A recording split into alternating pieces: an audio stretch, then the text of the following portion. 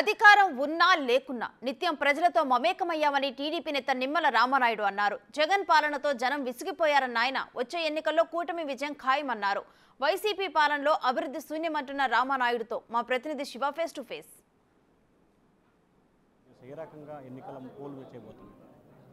ఈరోజు ఏదైతే సమావేశం చాలా ఉత్సాహంగా చాలా ధీమాగా అంటే ఏదైతే మొన్న ఎన్నికల షెడ్యూల్ విడుదలైనటువంటి రోజుని ఎక్కడికక్కడ నియోజకవర్గాల్లో బాణాసంచా కాల్చుకొని అంటే ఈ యొక్క రాక్షస నియంత ప్రభుత్వం నుంచి విమోచన కలుగుతుంది రాష్ట్రానికి, రాజారెడ్డి రాజ్యాంగం నుంచి అంబేద్కర్ రాజ్యాంగం నడుస్తుంది ఇక్కడి నుంచి అనేటువంటిది స్వచ్ఛందంగానే ప్రజల ముందుకు వచ్చి మొన్న బాణాసంచా కాల్చుకున్నారు.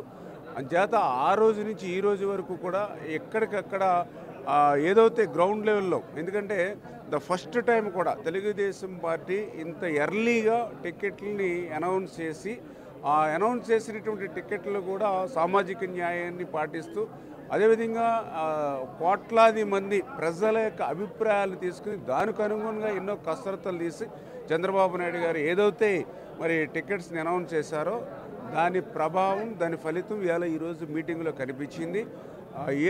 దానితో పాటు ఏదైతే ఈరోజు మీటింగ్లో కూడా చాలా క్లియర్గా అంటే రేపు రాబోయేటువంటి ఎన్నికలు ఎదుర్కోవడానికి ఏ రకంగా అభ్యర్థులు ముందుకెళ్లాలనేది ఒక దిశ నిర్దేశం కూడా చేయడం జరిగింది.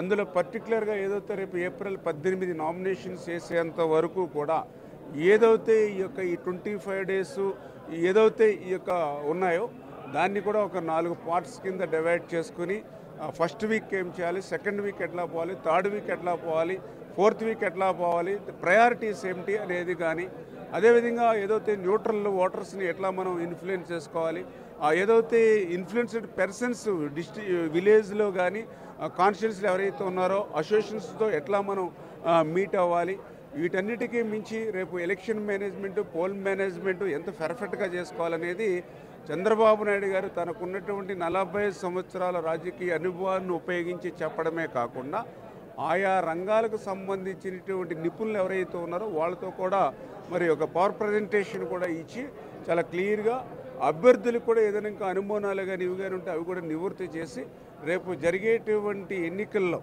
అంటే ఇప్పుడు చెప్పినటువంటి ఏదైతే మెజర్మెంట్స్ కానీ ఇప్పుడు చెప్పినటువంటి రూట్ మ్యాప్ కానీ ఏదైతే మేము కనుక సక్రమంగా అమలు చేసుకుంటే ఖచ్చితంగా సింగిల్ డిజిట్ కూడా వైసీపీకి వచ్చేటువంటి పరిస్థితి రేపు ఎన్నికల్లో ఉండదు. ఆ రకంగా ఈరోజు వర్క్షాప్ జరగడం జరిగింది. అంటే పోల్ మేనేజ్మెంట్ చాలా కీలకంగా భావిస్తున్నారు రెండు పార్టీలు. ఇటు వైసీపీ కూడా పోల్ మేనేజ్మెంట్ చాలా సీరియస్గా తీసుకుంది. సో ఈ రెండు పార్టీలు ఏ రకంగా తీసుకోబోతుంది అంటే జగన్మోహన్ రెడ్డి గారు పోల్ మేనేజ్మెంట్ అంటే క్యాష్ తోటి అంటే డబ్బుతోటి అదేవిధంగా వ్యవస్థల్ని నిర్వీర్యం చేసి దీని మీద ఆయన పోల్ మేనేజ్మెంట్ అలవాటు పడినటువంటి వ్యక్తి, దాని మీద ధీమా వ్యక్తం చేస్తున్నారు. కానీ ఏదైతే మా వరకు పోల్ మేనేజ్మెంట్ అంటే చాలా క్లియర్గా, ఎందుకంటే తెలుగుదేశం పార్టీ అంటే అత్యంత సుశిక్షితమైనటువంటి క్రమశిక్షణ కలిగినటువంటి కార్యకర్తలు ఈవేళ గ్రౌండ్ లెవెల్లో ఉన్నటువంటి పార్టీ. దీనికి తోడుగా ఏదైతే జనసేన అంటే ఎవరైతే యూత్ అంటే ఎక్కడైతే బూత్ల దగ్గర ఎఫెక్టివ్గా అగ్రెసివ్గా నిలబడగలుగుతారో అటువంటి యూత్ ఈరోజు మాకు తోడైంది.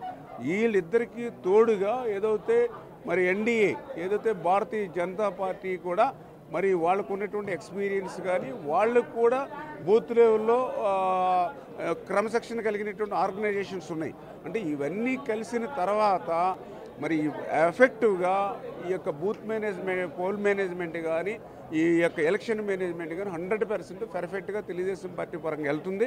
ఈవేళ వైఎస్ఆర్సీపీతో ఫెయిల్యూర్ కనిపిస్తుంది ఇప్పుడే మాకు, ఎందుకంటే గ్రౌండ్లో.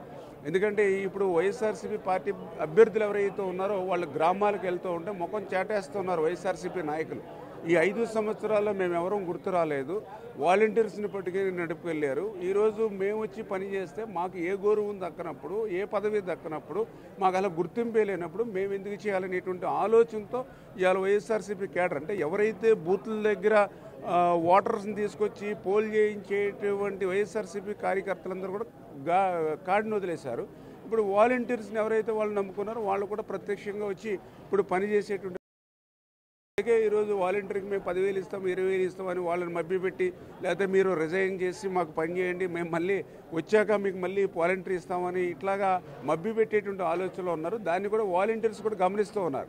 ఇది మునిగిపోయేటువంటి పడవ వైసీపీ, రేపు వచ్చేది తెలుగుదేశం, జనసేన, బీజేపీ ప్రభుత్వం. అందుచేత వాలంటీర్గా మేము పార్టీలకు కాకుండా న్యూట్రల్గా ఉండి పనిచేస్తేనే రేపు మళ్ళీ మా వాలంటీర్ పదవి ఉంటుంది తప్ప ఈ వైసీపీ మాయలో పడి మేము పనిచేస్తే ఈ ఉన్న పదవి కూడా ఊడిపోతుంది అనేటువంటిది వాలంటీర్స్ కూడా అర్థమైంది. అందుచేత రెండింటికి రెడ్డ చేవళ్ళ ఈరోజు వైసీపీ పార్టీ అంటే అటు కార్యకర్తలు సహకరించక ఇటు వాలంటీర్స్ కూడా పరిస్థితి అర్థం చేసుకుని వాళ్ళు జాగ్రత్త పడడంతో ఇవాళ పోల్ మేనేజ్మెంట్, ఎలక్షన్ మేనేజ్మెంట్లు మీరు రాసి పెట్టుకోండి, ఘోరంగా వైఫల్యం చెందుతుంది రేపు ఎలక్షన్లో. వైసీపీ పూర్తి స్థాయిలో డబ్బునే నమ్ముకొని పోలు మేనేజ్మెంట్ చేస్తుంది, కానీ టీడీపీ మాత్రం నాయకుల్ని, కార్యకర్తల్ని, కేడర్ని నమ్ముకొని మాత్రమే ఎన్నికలు సిద్ధమవుతుంది. వారు నమ్ముకున్న వాలంటీర్లు కూడా వైసీపీ నట్టంట ముంచే ప్రయత్నం చేస్తున్నారని చెప్పి Nimmala Ramanaidu, video journalist Suresh, Shiva, Big TV, Amaravati.